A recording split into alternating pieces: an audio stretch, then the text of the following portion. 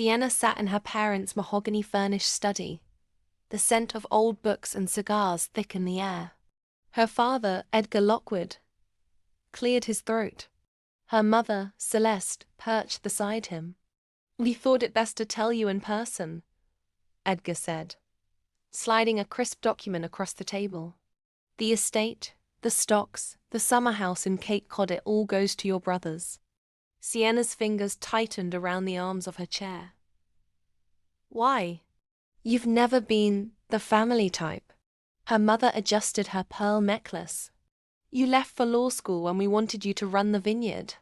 You don't have a husband, no children, no legacy to uphold." Sienna's throat burned, but she forced a smile. "So this is my punishment for wanting a life of my own?" "Not punishment, dear. Just practicality," her father said. Sienna drove home, gripping the wheels tightly. She had given them everything: loyalty, success, even the forgiveness they never deserved. And for what? To be discarded like a bad investment? No, this wouldn't stand. Her brothers, Daniel and Gregory, had never worked a day in their lives. The vineyard, the estate, the stocks, they weren't just inheritance. They were power.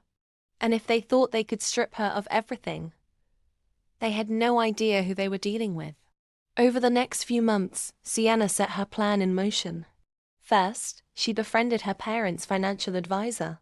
It took only a few carefully planted doubts, whispers of mismanagement, of Daniel's gambling and Gregory's failed businesses, for the old man to start adjusting investments. Next, she turned her attention to the vineyard's workers, most of whom had always resented her father's iron rule. A few quiet meetings, a well-placed bribe, and they were ready to walk out at the worst possible moment right before the annual investors' tour. But the final blow came when she reconciled with Daniel. Over drinks, she expressed regret, promised to stay close, and most importantly, convinced him to sign off on a risky, high-stakes merger. One that left him, and by extension, the entire Lockwood estate exposed. By the time Edgar and Celeste realized what was happening, it was too late. The vineyard was bleeding money. The stocks had plummeted. Gregory had fled to Europe, drowning in debt. And Daniel? The merger had backfired, leaving him bankrupt and facing legal action. Sienna waited until her parents' home was up for sale before she visited. Edgar sat in the dimly lit parlor, staring at the foreclosure notice. Celeste clutched a silk handkerchief, eyes rimmed with tears. "Enjoying the view?" Edgar's voice was hoarse. Sienna stepped forward, placing a single key on the table. "I bought the estate this morning." Celeste looked up, horror dawning. "You wouldn't." "I did." Sienna met her father's gaze. "You were right. I'm not the family type.